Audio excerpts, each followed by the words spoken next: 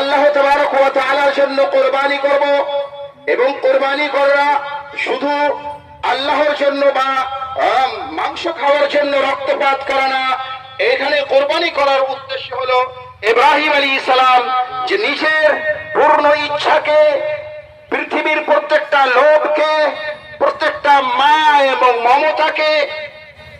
নিজের পুত্র সন্তান, নিজের প্রিয় সন্তানকেও আল্লাহ তাবারক ওয়া তাআলাকে সন্তুষ্ট করার জন্য কুরবানি করতে প্রস্তুত ছিলেন। ঠিক এই শিক্ষা আমাদেরকে ইসলাম দিয়ে থাকে। আমরাও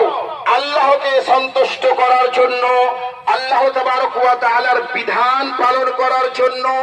আল্লাহ তাবারক ওয়া তাআলার জান্নাতকে লাভ করার জন্য নিজের ইচ্ছা, নিজের আকাঙ্ক্ষা, নিজের প্রিয় জিনিস, নিজের মায়া মমতা, দুনিয়ার মায়া মমতা, টাকা পয়সার মমতা, ছেলে মেয়ের মমতা